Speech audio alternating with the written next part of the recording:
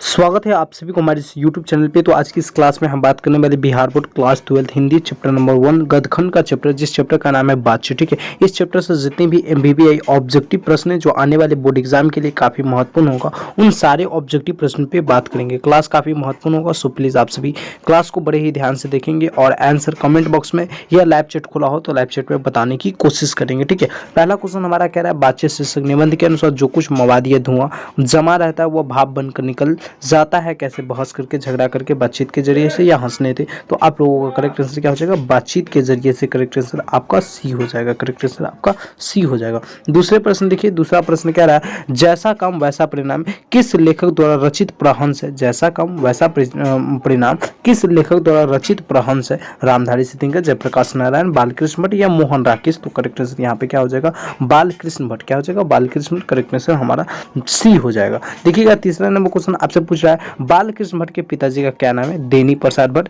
बेनी प्रसाद भट्ट, टेनी प्रसाद भट्ट, सैनी प्रसाद भट्ट? तो देखिए बालकृष्ण भट्ट के पिताजी का क्या नाम है? तो आपका यहीं पे आंसर मिल जाएगा बेनी प्रसाद भट्ट। क्या हो जाएगा?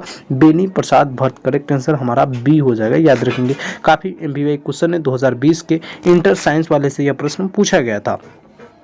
अगला क्वेश्चन देखिए, चौथे नंबर क्वेश्चन कर रहा है दमयंती स्वयंवर किस लेखक की रचना है? दमयंती स्वयंवर किस लेखक की रचना है? Option A Chandrashekhar Sharma Guleri, option B मलेज, ऑप्शन सी बालकृष्ण भट्ट और ऑप्शन सी में है आपका भगत सिंह, ऑप्शन डी में है आपका भगत सिंह। देखिए प्रश्न कह रहा है दमयंती स्वयंवर किस लेखक की रचना है? चंद्रशेखर शर्मा गुलेरी, मलेज, बालकृष्ण भट्ट या आपका भगत सिंह? तो इसका करेक्ट आंसर क्या हो जाएगा? चौथे नंबर क्वेश्चन का करेक्ट आंसर हमारा सी हो जाएगा। दमयंती स्वयंवर किसकी रचना है? तो बालकृष्ण भट्ट की रचना है। करेक्ट आंसर हमारा सी हो जाए। आइएगा पांचवा नंबर क्वेश्चन आपसे पूछ रहा है बालकृष्ण भट्ट के रचना बातचीत क्या है? यानी बालकृष्ण भट्ट द्वारा रचित यह चैप्टर है बातचीत, जो क्या है? कहानी है या एकांकी है या यात्रा संस्मरण या ललित निबंध है?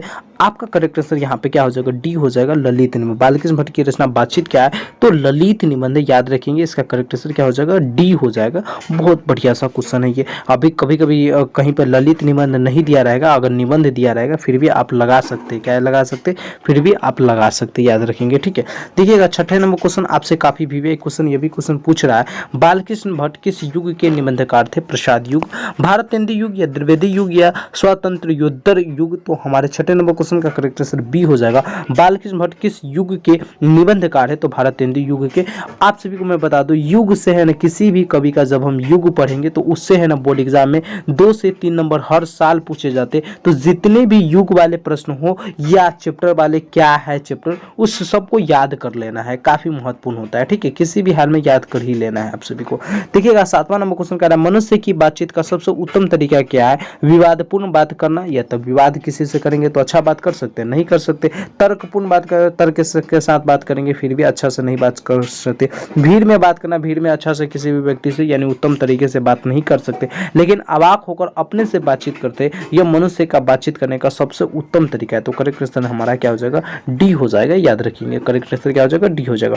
आठवें नंबर क्वेश्चन देखिए, आठवां नंबर क्वेश्चन कह रहा है संवाद में सबसे महत्वपूर्ण क्या है? या जब एक दूसरे से हम बात करते हैं तो उसमें सबसे महत्वपूर्ण क्या रखता है? तर्क रखता है या जिज्ञासा रखता है या आत्मीयता या प्रवाहपूर्ण भाषण? तो आठवें नंबर क्वेश्चन का हमारा करेक्ट आंसर क्या हो जाएगा? आत्मीयता। अगर हमारा आत्मा ही नहीं करेगा किसी से बात करने का, संवाद मतलब एक दूसरे से बात करना, एक दूसरे से क्या हो जाएगा? बातचीत करना। अगर हम आत्मीयता यानी खुद का आत्मा नहीं रहेगा बात करने का, तो हम अच्छे से किसी व्यक्ति से बात कर सकते? तो जी नहीं सर, बिल्कुल नहीं कर सकते। तो संवाद में सबसे महत्वपूर्ण क्या है? तो आत्मीयता है। करेक्ट आंसर हमारा सी हो जाएगा। याद रखेंगे।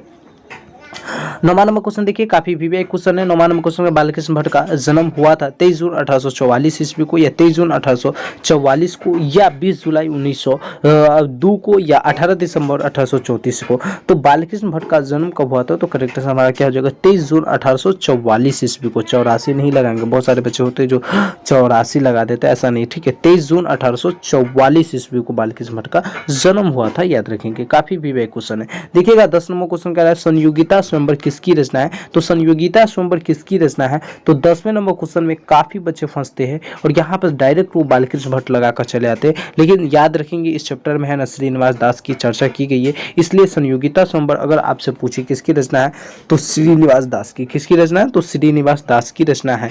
याद रखेंगे, काफी VVI क्वेश्चन था। आइएगा 11 नंबर क्वेश्चन पे आप सभी के साथ चर्चा करूंगा। 11 नंबर क्वेश्चन कह रहा है बातचीत शीर्षक निबंध के अनुसार रस का समुद्र किनकी बातचीत में उमड़ा चला जाता है? हम सहेलियों की बातचीत में, 2 पुरुषों की बातचीत में, 2 बच्चों की बातचीत में या 2 मूर्खों की बातचीत में। प्रश्न देखिए कितना वीवीआई क्वेश्चन है। कह रहा बातचीत शीर्षक निबंध के अनुसार रस का समुद्र किनकी बातचीत में उमड़ा चला जाता है। तो जब हम 2 हम सहेली मिलकर बातचीत करते रहते हैं तो उस समय हमें रस का हर एक समुद्र, कहने का मतलब बात करने का इतना अच्छा सलीका रहता है कि हम पूरा खुलकर बात करते हैं। कभी भी सहेली आपस में जब भी बात करते हैं, 2 पुरुष कभी भी हमेशा अच्छे से बातचीत नहीं कर पाते, ठीक है। तो 2 हम सहेलियों की बातचीत में करेक्ट आंसर हमारा क्या हो जाएगा, ए हो जाएगा। 12 नंबर क्वेश्चन देखिए काफी भी एक क्वेश्चन है। 12 नंबर क्वेश्चन कह रहा है कि वाद विवाद संवाद क्या है। आलोचनात्मक निबंधों की पुस्तक है या कविता संग्रह है या कहानी संग्रह है या नाट्य संग्रह है। तो वाद विवाद संवाद एक प्रकार का क्या है, तो आलोचनात्मक निबंधों की पुस्तक है। क्या है, आलोचनात्मक निबंधों की पुस्तक है। याद रखेंगे आपका करेक्ट आंसर क्या हो जाएगा, ए हो जाएगा, याद रखेंगे। चलिएगा 13 नंबर क्वेश्चन देखते हैं। देखिएगा 13 नंबर क्वेश्चन काफी भी है, यह भी क्वेश्चन है। 13 नंबर क्वेश्चन आपसे पूछ रहा है बालकृष्ण भट्ट ने कौन सा मासिक पत्र निकाला था। प्रताप, क्रमवीर, हिंदी प्रदीप या ज्योत्सना। तो बालकृष्ण भट्ट ने कौन सा मासिक पत्र निकाला था, तो आप सभी को याद दिलाने के लिए मैं बता दूं करेक्ट आंसर क्या हो जाएगा, सी हो जाएगा, हिंदी प्रदीप। क्या हो जाएगा, Hindi Pradeep is the correct answer हो जाएगा। 14 नंबर क्वेश्चन देखिएगा। 14 नंबर क्वेश्चन कह रहा है बातचीत किस विधा की रचना है। आलोचना है या गीत है या शोध है या निबंध है। तो बातचीत किस विधा की रचना है, तो 14 नंबर क्वेश्चन का करेक्ट आंसर क्या हो जाएगा, डी हो जाएगा, निबंध। एक प्रकार का क्या है, तो निबंध है, याद रखेंगे, ठीक है। देखिए वो पहले प्रश्न में एक दिन बताया था ना कि आपको कहीं पर निबंध दे देगा, कहीं पर ललित निबंध दे देगा। अगर यहाँ पे निबंध भी है और यहाँ पर मान लो सी के जगह पर यहाँ पे दे देता है, शोध के जगह पर दे देता है ललित निबंध, तब हम सी को लगाते हैं, ठीक है। लेकिन यहाँ पर ललित निबंध दिया नहीं, केवल निबंध दिया है, तो फिर भी हम क्या करेंगे, निबंध पे क्लिक करेंगे, याद रखेंगे। इस पे आप लोगों को कभी भी फंसना नहीं है। चलिएगा 15 नंबर क्वेश्चन का, रॉबिन्सन क्रूसो ने 16 वर्ष के उपरांत में किसका मुख से एक बात सुनी थी, यानी किसके मुंह से एक बात, मुख से यानी जो बोलते हैं उनसे एक बात सुना था, क्योंकि ये 16 वर्ष तक तो खुद जेल में बंद थे।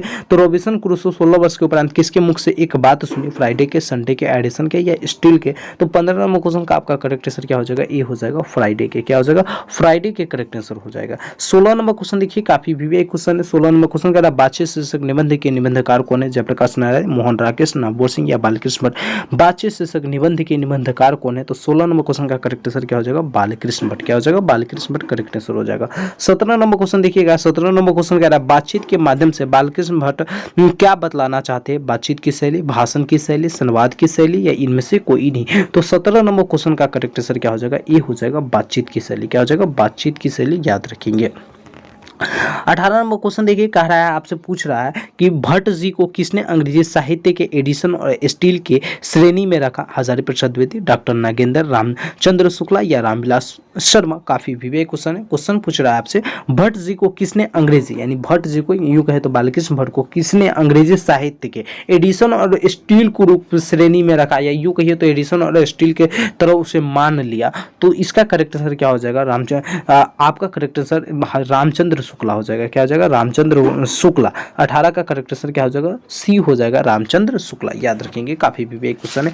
और आगे क्वेश्चन पे बढ़ने से पहले आप सभी से मैं हाजिर को विनती करता हूँ, प्लीज अगर वीडियो अच्छा लग रहा है तो आप लोग हमारे चैनल को सब्सक्राइब करके बेल आइकन कॉल पे क्लिक कर लीजिए, ताकि आने वाले हर एक वीडियो का नोटिफिकेशन मिले। क्योंकि आपको भी मालूम है, देख लीजिए चैनल की सब्सक्राइबर काफी कम है, तो आप लोग सब्सक्राइब कर हेल्प कर सकते हैं, ठीक है। चलिए आइएगा 19 नंबर क्वेश्चन आपसे पूछ रहा है कि बालकृष्ण भट्ट का निवास स्थान कौन सा है। लखनऊ उत्तर प्रदेश, इलाहाबाद उत्तर प्रदेश, मथुरा उत्तर प्रदेश, वाराणसी उत्तर प्रदेश। बालकृष्ण भट्ट का निवास स्थान कौन सा है। तो हमारा 19 का करेक्ट आंसर क्या हो जाएगा, 19 नंबर क्वेश्चन का करेक्ट आंसर देखिएगा। इस प्रश्न पे आप लोग काफी ज्यादा फंस जाते हैं, इसको नहीं फंसना है। करेक्ट आंसर क्या हो जाएगा, यहाँ पर बी हो जाएगा, इलाहाबाद उत्तर प्रदेश। क्या हो जाएगा, इलाहाबाद उत्तर प्रदेश, यहाँ इसका निवास स्थान है। क्या है, निवास स्थान इसका इलाहाबाद उत्तर प्रदेश से। याद रखेंगे, काफी विवेक क्वेश्चन था, ठीक है।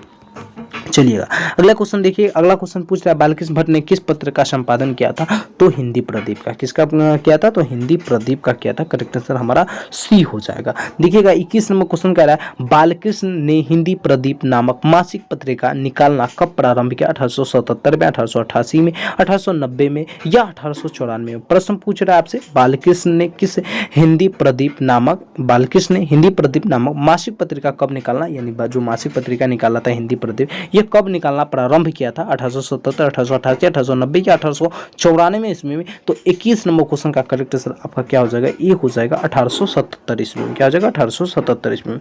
देखिएगा 22 नंबर क्वेश्चन आपसे पूछ रहा है, बालकृष्ण भट्ट के पिता पेशे से क्या थे, चिकित्सक, व्यापारी, शिक्षक, समाज सेवी। बालकृष्ण भट्ट के पिता पेशे से क्या थे, तो 22 नंबर क्वेश्चन का आपका करेक्ट आंसर क्या हो जाएगा, 22 का करेक्ट आंसर आपका बी हो जाएगा। क्या हो जाएगा, व्यापारी थे, एक प्रकार को वो कहते तो व्यापारी थे। और अब बता दो आप सभी को, व्हाट्सएप ग्रुप का लिंक डिस्क्रिप्शन में दिया गया है, ठीक है। तो आप लोग है ना किसी एक ग्रुप में ज्वाइन होंगे, ग्रुप का 10 ग्रुप का लिंक दिया गया है, लेकिन किसी एक ही ग्रुप में आप ज्वाइन हो सकते हैं, ठीक है। तो हो जाइए जल्दी से जल्दी, ताकि आपको क्लास का नोटिफिकेशन व्हाट्सएप के ग्रुप में और टेलीग्राम ग्रुप का लिंक भी दिया गया, तो टेलीग्राम ग्रुप में भी मिलता रहे, इसलिए आप लोग ज्वाइन कर सकते हैं जल्दी से जल्दी, ठीक है। देखिएगा 24 नंबर क्वेश्चन कर रहा है, नाटक के प्रारंभ में होने वाले मंगल पाठ को क्या कहा जाता है। सॉरी 23 नंबर क्वेश्चन पे चर्चा नहीं की। 23 नंबर कौन सा उपन्यास बालकृष्ण भट्ट द्वारा रचित है, महिला आंचल, गोदान, 100 अजान एक सुजान या अंतराल। कह रहा कौन सा उपन्यास है जो बालकृष्ण भट्ट द्वारा रचित है, तो 23 नंबर क्वेश्चन का करेक्ट आंसर क्या हो जाएगा, 100 अजान एक सुजान, यह बालकृष्ण भट्ट द्वारा रचित प्रहंस उपन्यास है, ठीक है, याद रखेंगे। देखिएगा 24 नंबर क्वेश्चन कह रहा है, नाटक के प्रारंभ में होने वाले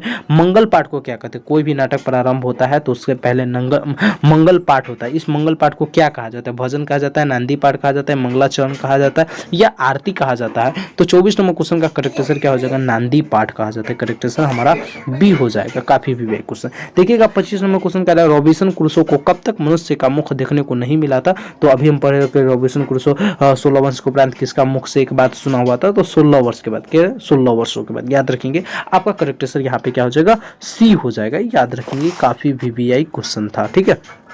चलिए देखिएगा अगला क्वेश्चन आपसे पूछ रहा है, बोलने से ही मनुष्य का साक्षात्कार होता है, ऐसा किसने कहा था। कौन सा ऐसे व्यक्ति है जिन्होंने बोला था कि अगर मनुष्य बोलते हैं तो उसके साक्षात्कार उत्पन्न होता है, साक्षात्कार पता चलता है, बोलने से मनुष्य के रूप का साक्षात्कार होता है, ऐसा किसने कहा था। तो 26 नंबर क्वेश्चन का आपका करेक्ट आंसर क्या हो जाएगा, बी हो जाएगा, बेन जॉनसन। क्या हो जाएगा, बेन जॉनसन करेक्ट आंसर हो जाएगा। देखिएगा 27 नंबर क्वेश्चन आपसे पूछ रहा है, असल बातचीत सिर्फ 2 व्यक्तियों में हो सकती है, ऐसा किसने कहा था। एडिसन, बेन जॉनसन, मिल्टन या स्पेंसर। तो असल बातचीत केवल 2 लोगों में ही हो सकता है, ऐसा कहने वाले व्यक्ति का नाम था एडिसन। क्या नाम था, एडिसन बोले हुए थे कि अगर हमें बातचीत करना है तो केवल 2 व्यक्तियों में ही हम असल बातचीत कर सकते हैं, अन्यथा अगर बहुत सारे व्यक्ति आ जाएंगे तो हम अच्छे से बातचीत नहीं कर सकते, उनका कहना था, ठीक है। बहुत अच्छा कहना था, हम भी ये इस बात को मानते हैं, क्योंकि देखिए अगला क्वेश्चन कह रहा है, एडिसन के अनुसार असल बातचीत कितने लोगों के बीच में हो सकती है, तो 2 लोगों के बीच में हो सकती है। एकदम सही है कि अगर असल बातचीत, सच्चा बातचीत करना है तो केवल 2 लोगों में ही हम कर सकते हैं। अगर तीसरा आ जाता है तो हम बातचीत अच्छा से नहीं कर सकते, चौथा आ जाता है तो हम बातचीत अच्छा से नहीं कर सकते। कहीं कहीं पे है जो पारिवारिक यानी कोई खबर हो या कोई पंचायती हो, उसमें हम कर सकते, लेकिन अगर असल बातचीत हमें किसी के दिल से, कहते हैं ना कि दिल से दिल तक की बात अगर हम करें तो केवल 2 व्यक्तियों के बीच में ही और दिल से दिल तक की बात हो सकती है, इस बात को आप लोग मानेंगे, ठीक है। देखिएगा 29 नंबर क्वेश्चन कह रहा है, बातचीत से मनुष्य किस प्रकार का हो जाता है, क्रोधपूर्ण हो जाता है, भारी और बोझिल हो जाता है, हल्का और स्वच्छ हो जाता है, या इनमें से बातचीत से मन किस प्रकार का हो जाता है। तो जब भी हम किसी से बातचीत करते हैं तो हमारा मन क्या हो जाता है, हल्का और स्वच्छ हो जाता है। तो करेक्ट आंसर हमारा सी हो जाएगा, याद रखेंगे। देखिएगा 30 नंबर क्वेश्चन आपसे पूछ रहा है, किसके न होने से सृष्टि गूंगी प्रतीत होती है, श्रवण शक्ति, वाक शक्ति, दिव्य शक्ति या संस्मरण शक्ति। तो किसके न होने से सृष्टि गूंगी प्रतीत होती है, तो वाक शक्ति। अगर बोलने की कला हम में नहीं रहता तो सच है कि सृष्टि गूंगी प्रतीत होती है, लोग कहीं रहते, वो कहीं रहते, वो कहीं, कोई किसी से बोलता है नहीं, कोने में समझो तो एकदम, यानी ये दुनिया ही सन्नाटा रहता अगर वाक शक्ति नहीं रहता तो, ठीक है। देखिए 31 नंबर क्वेश्चन आपसे पूछ रहा है, 31 नंबर क्वेश्चन पूछ रहा है, आर्ट ऑफ कन्वर्सेशन कहाँ के लोगों में सर्वाधिक प्रचलित है। आर्ट ऑफ कन्वर्सेशन कहाँ के लोगों में सर्वाधिक प्रचलित है, अफ्रीका, भारत, यूरोप, कनाडा। तो इसका करेक्ट आंसर हो जाएगा यूरोप के लोगों में। किसके, कौन से लोगों में, तो यूरोप के लोगों में आर्ट ऑफ कन्वर्सेशन सबसे ज्यादा प्रचलित है, याद रखेंगे। इस चैप्टर की लास्ट प्रश्न है, लास्ट प्रश्न पूछना है, बालकृष्ण किस काल के रचना काल थे, आदिकाल, भक्तिकाल, रीतिकाल, आधुनिक काल। तो बालकृष्ण किस काल के रचना काल थे, तो आपका 32 का करेक्ट आंसर क्या हो जाएगा, डी हो जाएगा, आधुनिक काल के। तो हमने पहले नंबर चैप्टर का जितने भी एमबीबीआई ऑब्जेक्टिव प्रश्न था, सारे ऑब्जेक्टिव प्रश्न की क्लास को देख ले। व्हाट्सएप ग्रुप का लिंक डिस्क्रिप्शन में दिया गया, वहां से आप लोग व्हाट्सएप ग्रुप में जुड़ सकते हैं। चैनल को सब्सक्राइब नहीं किया तो प्लीज चैनल को सब्सक्राइब कर लेंगे। वीडियो कैसा लगा आप लोग प्लीज कमेंट बॉक्स में बताएंगे, क्लास कैसा लगा, अगर कोई प्रॉब्लम हो उस सारे प्रॉब्लम को आप लोग कमेंट बॉक्स में शेयर कर सकते हैं। धन्यवाद, फिर मिलते हैं अगले क्लास में, जब तक के लिए जय हिंद, जय Bharat, thank you so much.